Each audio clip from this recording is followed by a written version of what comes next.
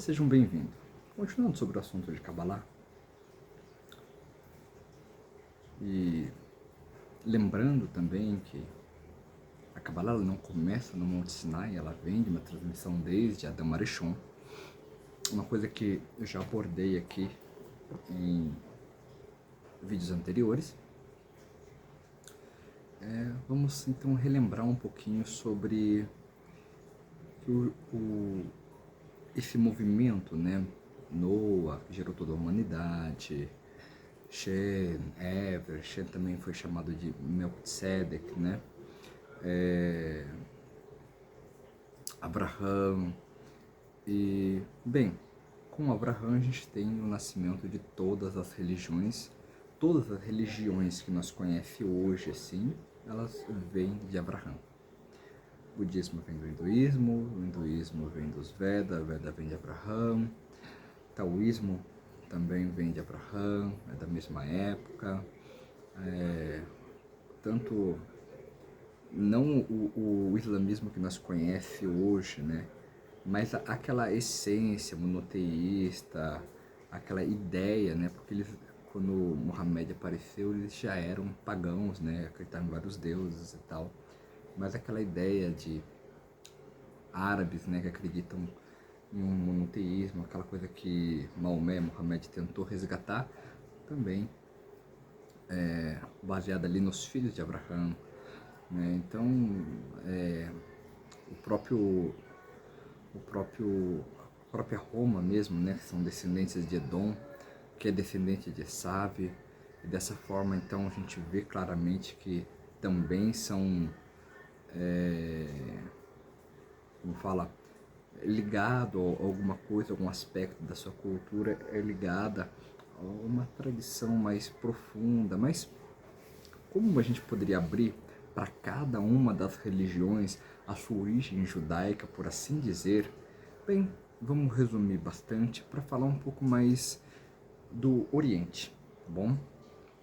Quem sabe em outros momentos a gente fala de cada uma das outras religiões e aonde elas se originaram, em qual área, em qual ramo elas se originaram ali no judaísmo. Então, na questão da Kabbalah oriental, né, as tradições da Kabbalah e o Oriente, vamos dizer assim, tem um verso em Bereshit, capítulo 25, verso 6, onde, Gênesis, capítulo 25, verso 6, onde diz o seguinte: aos filhos da concubina que Abraham havia tomado, Abraham deu presentes. O Rabino Abba, ele disse: certo dia cheguei a uma cidade habitada por pessoas do Oriente, e elas me contavam sobre uma sabedoria que haviam herdado dos tempos antigos. Elas também possuíam livros que explicavam essa sabedoria e me trouxeram um desses livros. Nesses livros estava escrito que, quando uma pessoa medita nesse mundo, um espírito lhe é transmitido do alto. O tipo de espírito depende do desejo ao qual ela se apega. Se a sua mente se apega a algo elevado e sagrado, então é isso que ela transmite a si mesma. Mas se a sua mente se apega ao outro lado, se trahará, e ela medita sobre isso, então é isso que ela transmite a si mesma. Disseram: tudo depende da palavra, da ação e do desejo que o indivíduo de se conectar. Através disso, ele transmite para si mesmo o lado ao qual se conecta. Nesse livro encontrei todos os ritos e práticas envolvidos na adoração das estrelas, constelações, incluía os itens necessários para tais ritos, bem como instruções sobre como meditar para transmitir as suas influências a si mesmo. Da mesma forma, aquele que deseja se conectar através de Ruach HaKodesh, da inspiração divina, deve fazê-lo com suas ações, palavras, desejo do coração, meditando nessa área através que se trata quando alguém deseja se unir a algo, transmite a sua influência a si mesmo.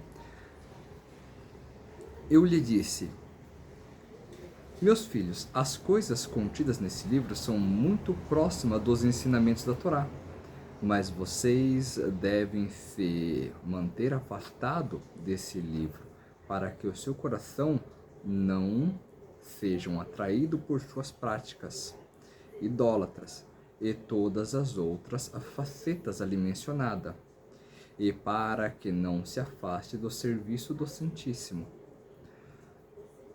Todos esses livros podem confundir uma pessoa.